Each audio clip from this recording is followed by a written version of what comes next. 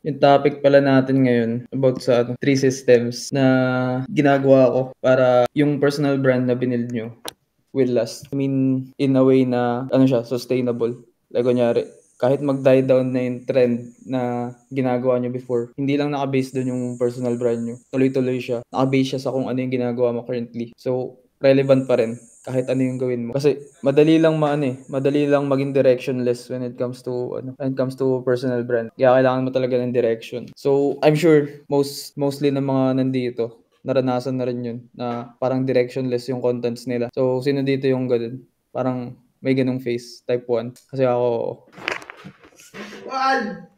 One. So, dito, yan natin yan. Patakal natin yan. Kung paano mo siya overcome, masisystemize yung personal brand mo. So, 7:15 na. Start tayo para maaga rin tayo matapos. Or at least, control natin yung time. Para in the end, pwede pa ako mag-review ng content or kung may tanong kayo. Topic ko today is 3 systems you need to build a personal brand that lasts. So, as you all know, nag-start ako mag-content around 2021 pero hindi pa siya okay nun. Hindi pa nagbo-boom yung personal brand ko. Not until 2023. 2023, doon lang siya nagkaroon ng result. 2023, 2024, yung biggest growth na nangyari sa personal brand ko. So, doon ako nag 100k. Then 2025 ngayon, gumagawa pa rin ako ng content. So, kapag kasi wala kang system when it comes to your personal brand. Kung kunyari, dumaan na yung time, nawala na yung trends, magiba na yung mga interests mo currently, tapos may dadating talaga na feeling na parang worth it pa ba yung ginagawa mo or nawawalan ka ng direction. Yun yung importance, dun dadating yung importance ng systems para magkaroon ka ng clarity ulit, para madali mo siyang balikan. So, mas magiging consistent ka pa.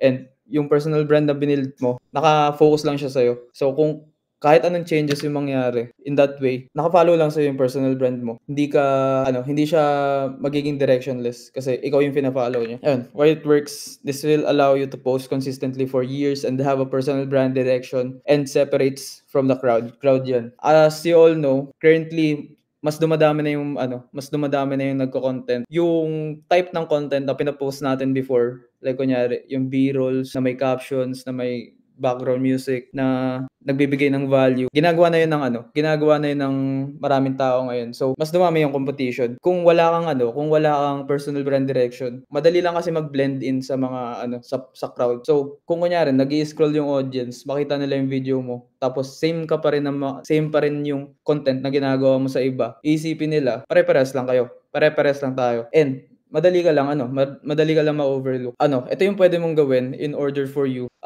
to build a consistent personal brand na masaseparate mo yung sarili mo from the crowd na gumagawa lang ng content as it is, na fina-follow lang kung ano yung gumagana currently. Yung identity mo hindi mapupunta sa what's currently working, but dun mismo sa bagay na ginagawa mo, yung authentic na bagay sa'yo. Type 1 nga guys, kung gets. Alright. So, unang-una, system number 1, clarity system. Kailangan, when you're making content, yung iba kasi, nagkaroon sila ng interest when it comes to content creation kasi unang-una, magagawa nila yung mga bagay na gusto nila, mado-document nila yung mga bagay na gusto nila. Pangalawa, you can make money doing content kasi organic marketing siya. So, yun yung mga gateway when it comes to creating content. Pero, once you get past that, ano na yung kasunod? Kasi kailangan mo ng identity, kailangan mo ng clarity. Kasi kung wala yun, kagaya ng sinabi ko kanina, magbe-blend in ka lang sa crowd. Magbe-blend in ka lang sa mga creators na gumagawa lang talaga ng content. So, kailangan mo ng clear na identity ng personal brand mo para ma-define yung message mo and yung audience na dapat mong tina-target sa mga content na ginagawa mo. Mas may depth, mas may impact yung mga bagay, yung mga content na pinopost mo. You can ask these questions sa sarili mo para ma-define mo tong clarity system. So, unang-una, who do you want to help? Pangalawa, what's the lifestyle you want to promote? Pangatlo, how do you want to give value? So, sa una, who do you want to help? Ito kasi yung magde-define sa mga content na ipopost mo. Sino ba yung mga taong gusto mong tulungan sa ngayon? Like, yan ba yung TAP mo? Or yung younger self mo? Or yan ba, kung may business ka man, yan ba yung mga taong target ng business mo, target customers mo, target clients mo, ICP mo, or Yan ba yung mga business owners na gusto mong ma-target sa service mo? Kunyari, you're a freelancer or consultant, gano'n. Kailangan i-define mo kung sino yung mga taong gusto mong tulungan kasi 'pag wala 'to, ita-target mo yung general public and yung basic rule ng marketing, if you target everyone, you will target no one. Kaya kailangan may specific demographic of people ka or much better kung meron kang ideal customer persona na sobrang specific, alam mo kung ano yung goal, desires, struggles, dream result nila para alam mo kung paano mo sila tutulungan. Ayun yung unang kailangan mong i-define. Sino ba yung taong gusto mong tulungan? Example na dito yung TAP, yung pinapagawa namin sa inyo before kayo magsimula dito sa CCL. Sobrang halaga nun. Kung kunyari, may business ka ngayon, sino yung target customer mo dun sa business na yun? Kunyari, for example, kay Kuya Timmy, since nagko-coach siya when it comes to DJing. Yung target clients niya is yung mga gusto matuto when it comes to DJing. So, you can be more specific pa when it comes to that. Yung mga gustong matuto when it comes to DJing na gustong tumugtog ng jazz, mga ganun. Gustong tumugtog ng hip-hop. You can be more specific. Alam mo kung ano yung mga content na ipopost mo na matatarget mo talaga sila, mape-penetrate mo yung barrier nila. Kasi pwede kang magturo sa mga tao and iisipin lang nila guro ka. Pero kung specific yung target audience mo, mas mape-penetrate mo yung yung barrier nila. In that way, mas bibigyan ka nila ng trust. So unang-una, yun, who do you want to help? Pangalawa, what's the lifestyle na gusto mo i-promote? Kunyari, ano yung lifestyle na nililive out mo ngayon? Yan ba yung lifestyle na gusto mong i-promote sa mga audience mo?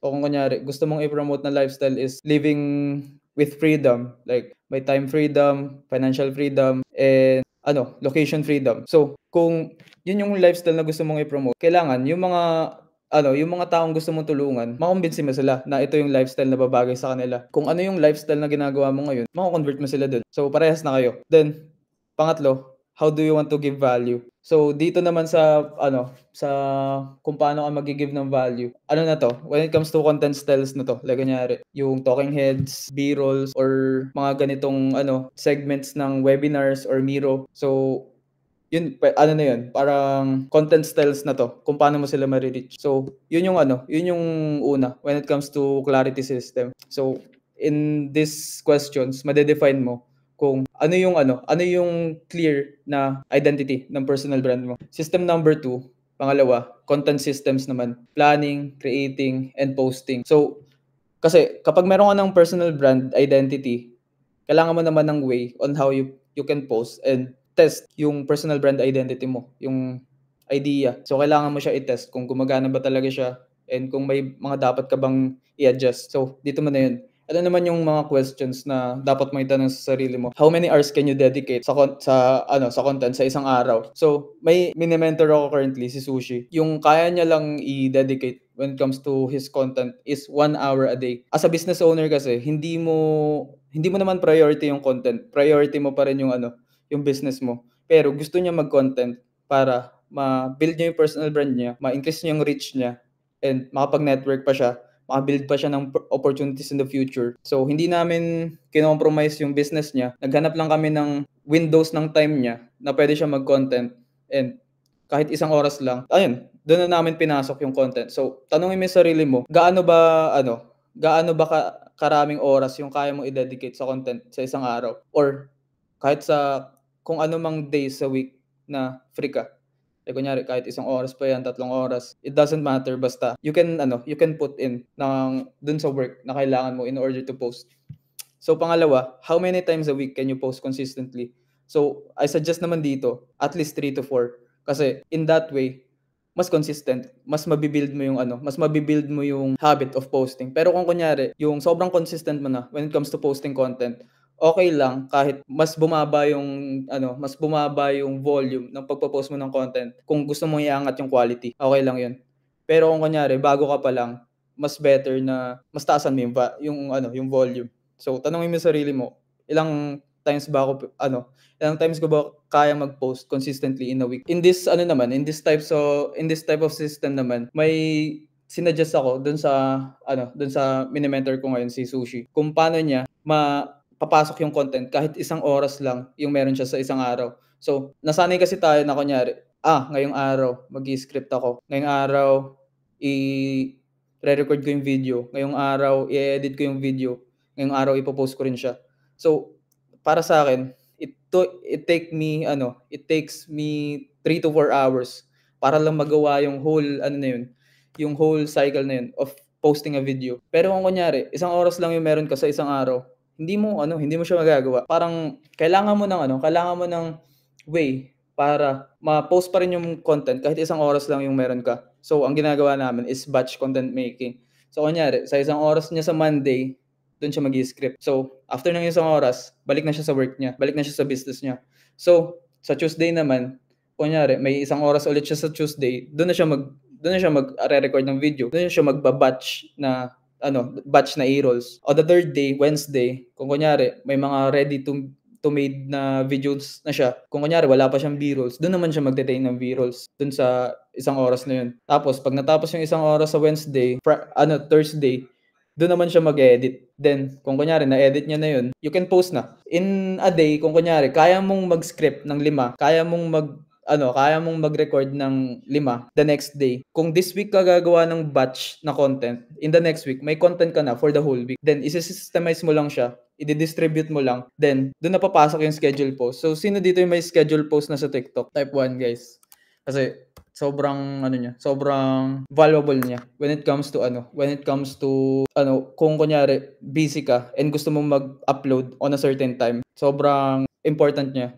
So, meron na ata siya Maynard kasi kami dito meron na. So, sa TikTok and Instagram, pwede mo siyang pwede mo na siyang gamitin. So, kunyari, nakapag-batch content na nagawa mo na yung batch content mo, pwede mo na siyang i-spread throughout the week. I-schedule post mo lang. So, ganun yung ginagawa namin. Okay. So, may problems din ako when it comes to batch content making kasi ito rin yung tanong ni Maynard last time na kung kunyari may kwento ka this day and gusto mong i-retain yung emotions na naramdaman mo on that day, paano mo siya isasali sa batch content? Ang ginagawa ko, kung kunyari wala akong oras pero gusto kong i-retain yung emotions na naramdaman ko on that day, ginagawa ko yung pinaka minimum viable na pwede kong gawin on that day para at least mag-grasp ko pa rin yung kung ano yung naramdaman ko sa araw na yun.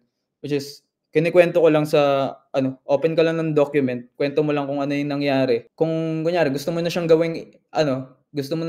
i-turn into a content, pwede mo siyang i-script ulit, i-structure ng maayos. Pero sa day na gusto mo siyang, ikwento pa lang, gusto mo lang ilabas kung ano yung naramdaman mo on that day, okay lang na kahit kwento lang.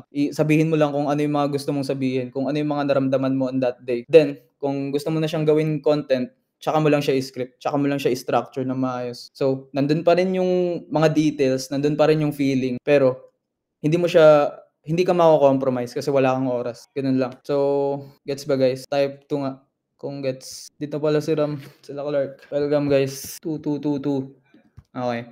So, system number 3 naman tayo, conversion system.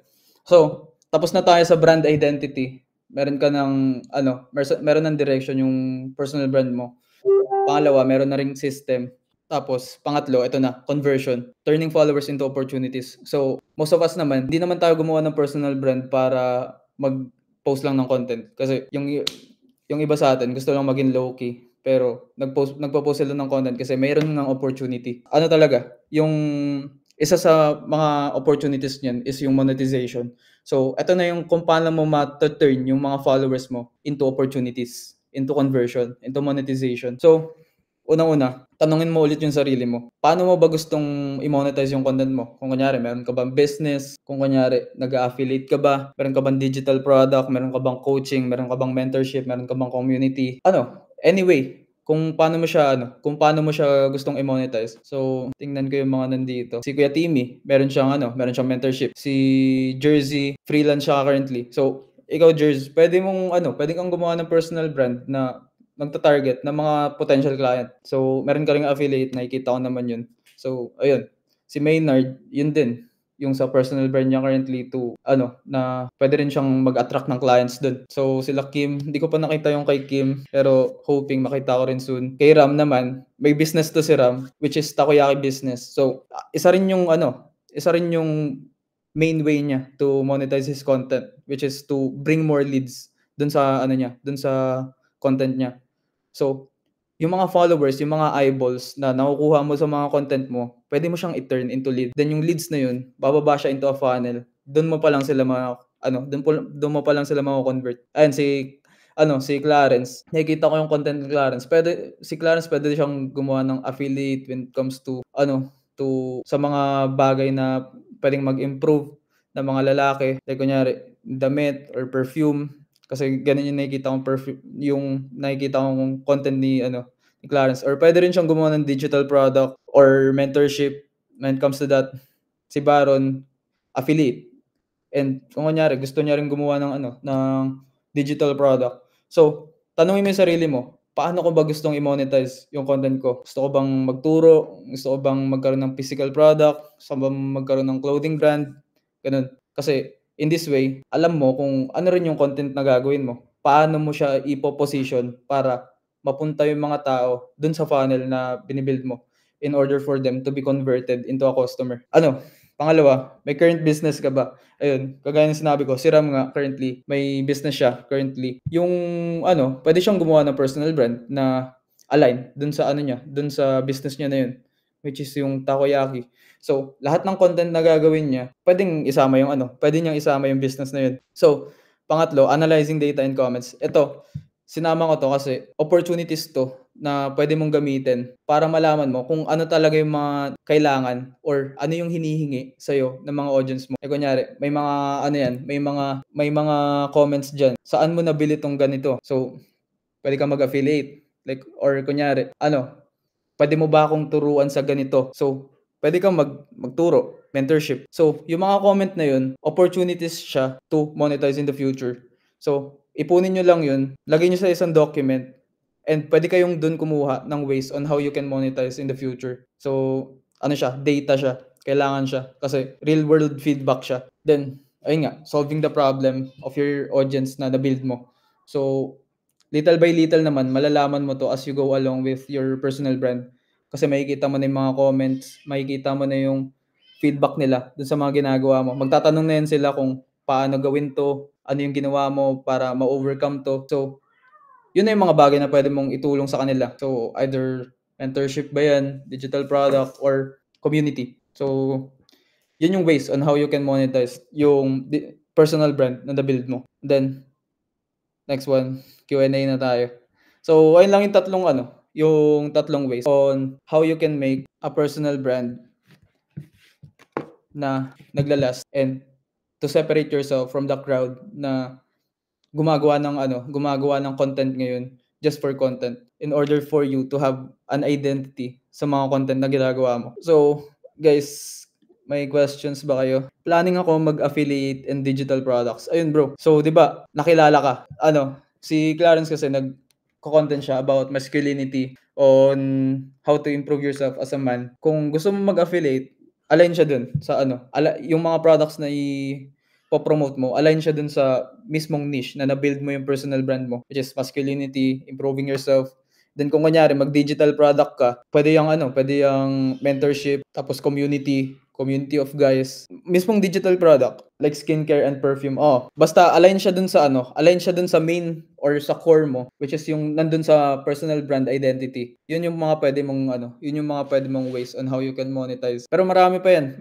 Marami ka pang pwedeng way on how you can monetize kasi pwede kang kumita through views sa YouTube, sa Facebook, mga ganun. Start ko na ba kung pwede ka kung may TikTok shop ka na, start mo na agad. Okay lang yun. Ang payo ko lang, kung kunyari mag-a-affiliate ka sa personal brand mo, wag mo pa ring tatabunan ng affiliate videos yung mismong organic content mo.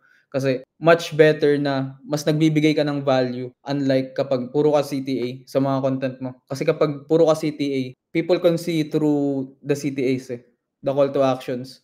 So, para ma-retain mo yung trust nila, para ma-retain mo yung binigay nila sa yung tiwala na mag-follow and pakinggan yung mga sinasabi mo sa content mo, much better na bigay ka lang ng bigay ng value. Check mo bro kung meron ka ng TikTok shop. So guys, any questions pa when it comes to this? Para sa susunod, ma-apply nyo na. Coach, ako may question Ano yun bro?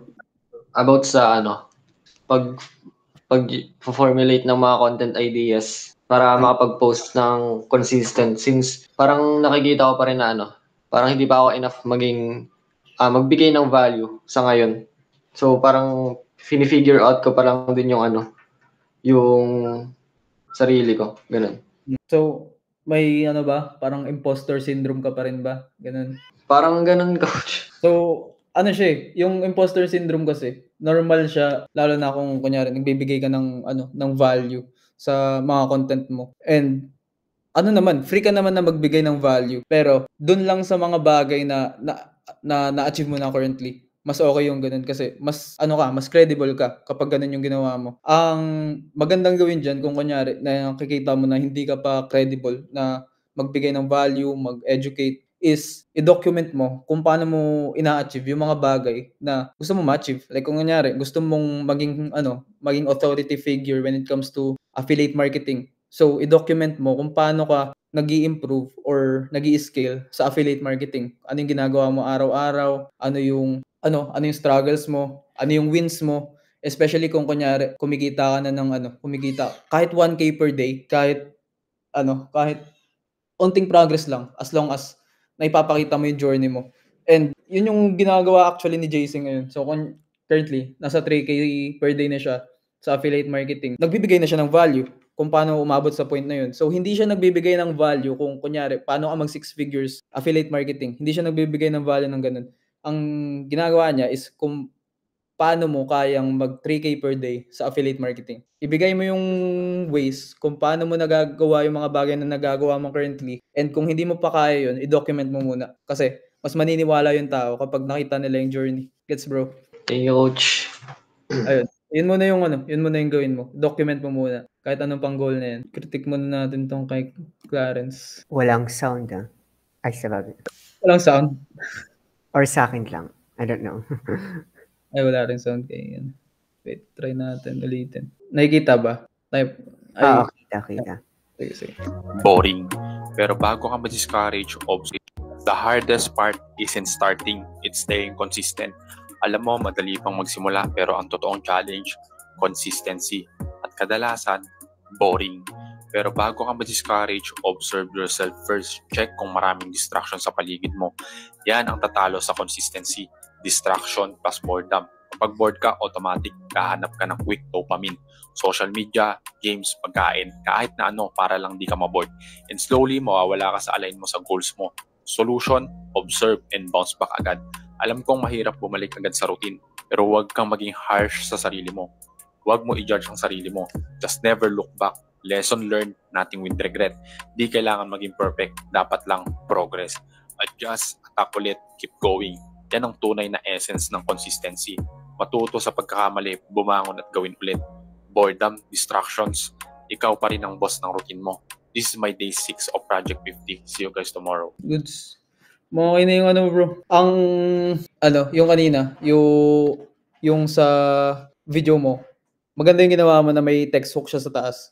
Kasi kapag may value video, much better talaga na may text hook sa taas para alam na agad nila yung context. So, ayun, okay na rin na may B-rolls. Pero next time, much better talaga na kung ano yung sinasabi mo sa content mo, related siya. Pero okay pa rin yun. Mas nag-iiba-iba yung nakikita ng audience. And I suggest din at the first 5 seconds, mas maraming B-roll. Kasi yung time na nagsasalita ka lang sa harap ng camera, yung first 5 seconds na yun, kung hindi sila ma-hook sa text hook and sa bagay na sinabi mo, mas makakatulong dun kung kunyari mas fast pace and mas jump pack yung first 5 seconds ng video mo. So much better yung ganun. So good job dito sa video na to. And nakikita ko naman nag-i-improve yung mga videos mo, bro. So nice one. So may tanong si Jersey. Bro, may lesson ka about organizing mga B-rolls. Yun yung isang reason ba't di ako makapost consistently. Sa pag-organize ng mga B-rolls, gumagawa ako ng folders kasi sa may SSD kasi ako. May binili akong SSD na yun yung ginagamit ko sa MacBook ko. So naka-organize na dun yung mga B-rolls ko.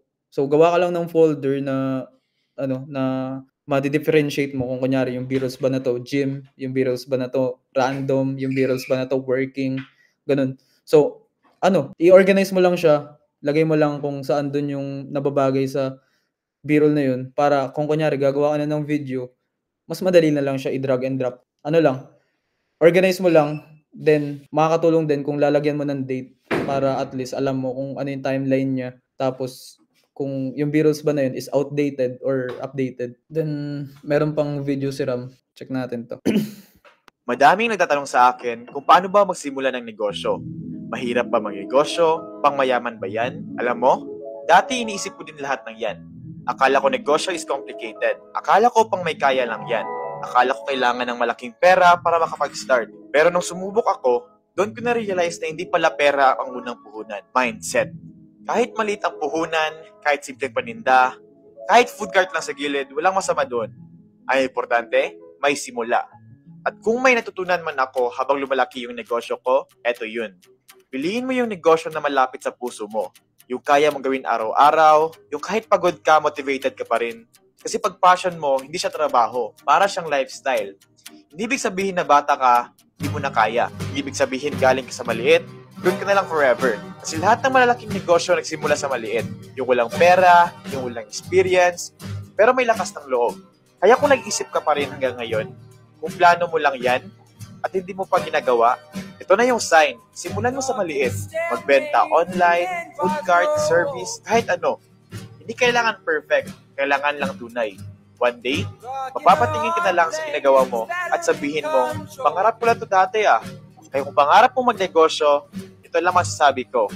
Start small, think big, work hard, and pray harder. And one day, ikaw rin ang magiging inspirasyon. Solid. Solid nito, Ram. Madaming Yung yung video, Ram, so yung B-rolls, yung captions, yung lang, pwede mong i-improve dito yung hook mo sa una. Pwede mo nang hindi sabihin pwede mo nang hindi sabihin. madaming nagtatanong sa akin kasi pwedeng diretso ka na agad dun sa hook. Like kunyari, pwede ka bang magnegosyo kahit akin kung paano ba magsimula ng negosyo. Mahirap ba magnegosyo? yung paano ba magsimula magnegosyo? Mahirap ba magnegosyo? Or kailangan ba mayaman ka bago ka magnegosyo? Mas okay yung straight to the point na agad na hook para alam na agad nila kung tungkol saan yung video. Tapos pwede ka rin pwede ka rin mag text hook dito. So imbis na day 3 of road to 6 digits a month, nakalagay is paano ba magnegosyo? Ganun. Kasi yung pwede mong ilagay yung yung series mo dun sa captions mo na ng video mo. Much better na text hook yung nandun sa taas kasi mas mabibigyan ng context nun yung video na ginawa mo. And yung mga tao kasi kahit sa yung may nilagay ka na road to 1 million, road to 6 digits, wala na silang pakialam dun kung ano yung goal mo. Ang pakialam lang talaga nila is kung ano yung value na ibibigay mo para sa kanila. So, kunyari, paano magnegosyo yung nakalagay doon. So, kung yung mga taong gusto magnegosyo, sila yung manonood ng video. Ganun. So, ayun next time yung Ram. And then, yung sa scripting mo naman, okay yung value yung ibibigay mo, pero much better kung i-relate mo siya into an actual experience. Like, kunyari, hindi mo kailangan maging mayaman para magsimula ng negosyo. Ako dati, nung high school pa lang ako, nagsimula ako sa ganitong halaga para sa kapital. Pero nabuo ko yung negosyo ko kahit mababa lang yung kapital ko. Ganun. So, yung sinasabi mo is based from experience, based sa kung ano yung actual na naranasan mo. So, hindi siya theory. Actually, nangyari talaga siya, na-overcome mo siya. And mas papaniwalaan kasi ng mga tao yung ganun, especially kung may B-rolls. So, next time kung kunyari gagawa kayo ng mga value video, much better na i-relate nyo siya sa actual experience nyo para mas credible yung gagawin yung video. So ayun, overall solid ng video, Ram. Yun lang yung mga suggest ko na pwede mo pang improve. So rin ba magpa-critic? Kasi di ako makapag-send dito sa sa cellphone ng message eh. Anong username mo, bro? Baron Shish. Baron. Ilang Yung 26 yun. Tapos sa may affiliate. Ay, di ako makapag-send sa ano pala dito? Hindi ako nakaka-present ng affiliate video dito sa Bawal TikTok. One of the reasons why I'm so delusional on Yung ano siguro, yung day 26. Etong day 26. So, ano yung mga dapat kong i-improve, coach, sa One of ano? the reasons why I'm so Pag-distribution delusional pa rin. on trying to hit 5 to 6 figures income goal per month is yung financial struggle ng family ko. Kausap ko yung lola ko kanina and we talk about things regarding our struggle sa pera. Ngumingiti pa siya pero alam mo yung ngiting nag-aalala para bukas. Hindi kami mayaman and hindi naman kami ganun kahirap. Average lang din yung kinikita ng family ko and enough lang yun to sustain yung araw-araw namin. As someone na aware sa ganung problem, I want to make a change and i-redirect yung trajectory ng life ng family ko since it affects different aspects ng life namin, from health to overall well-being ng bawat isa. I know that there are thousands of people out there who are in the same situation and we really need those wise to remind us na magbigay pa ng extra effort and push dun sa grind we're currently on. And all of that things naman na ine-aim natin is mangyayari in God's perfect timing. So ayun, that would be for my day 98 of reaching 5 figures a month and day 26 of the archives. See you on the next one. One of the reasons why I'm so Ay, mga ganito bro, even though mababa pa yung engagement niya sa ngayon. Once in the future na kunyari pumaldo ka na talaga. Tapos makita ng mga audience mo na dito ka pala nagsimula. Ganito rin pala yung situation mo dati na parehas pala tayo na nag-start na ganito. Makikita kasi nila yan. So, hindi ibig sabihin na mababa pa yung engagement niya ngayon. Hindi na siya importante. Importante pa rin yung mga ganitong video. Kasi documentation siya. Doon mo na napapakita yung journey. And even though hindi siya mag-viral, in the future, makikita yan ng mga audience. Pero okay yung video dito. Yung hook, why I'm so delusional when it comes to delusional on trying to hit 5 to 6 figures income trying to hit 5 to 6 figures income per month. Okay yung hook mo. Ang pwede mo pa siyang ma-improve. Ito yung tinatry kong format ng hook recently, yung contrast na hook. Like kunyari, magkaiba yung first phrase sa second phrase. Like kunyari, paano ba dito? Why I'm so delusional to hit 5 to 6 figures per month. Wait, magbibigay na lang ako ng example. Ito, yung yung hook ko na to sa video ko dito. Even though hindi siya nag-viral, pero ganito yung sinasabi kong contrast hook. Mahilig ako manood ng movies pero wala akong pansinin. Pero ngayon, na-invite tayo. Ayun. Mahilig ako manood ng sine pero wala akong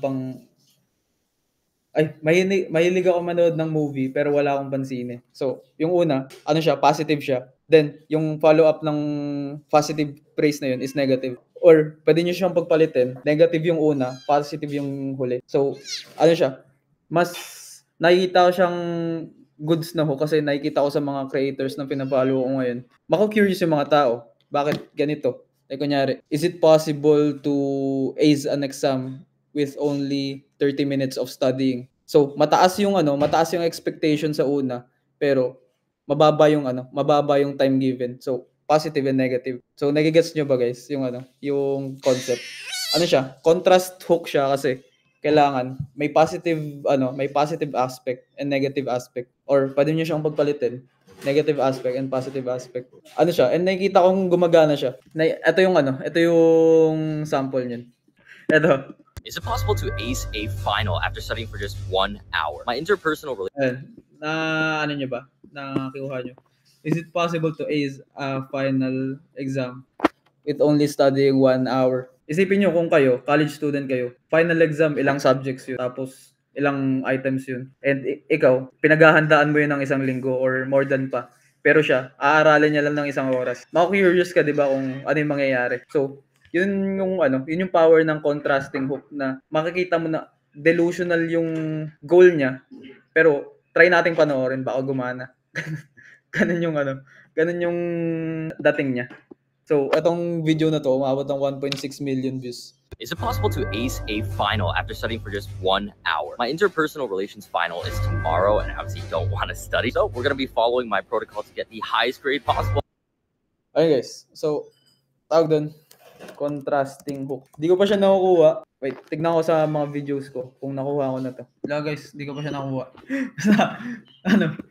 Yung ganong type ng hook. Sobrang sobrang effective niya kasi nabibigyan mo yung audience ng curiosity. Ganun yung sa movies, yung climax ng mga movies, binibigyan niyo sila ng stake or kung kunyari problem and ganitong short amount of time masosolve ba ng main character yung problem na to. So, mako-curious ka, papanoorin mo. Tignan mo kung in the end ba magsasucceed siya or in the end, sayang lang yung oras mo kung ba't mo pinanood. So, ayun.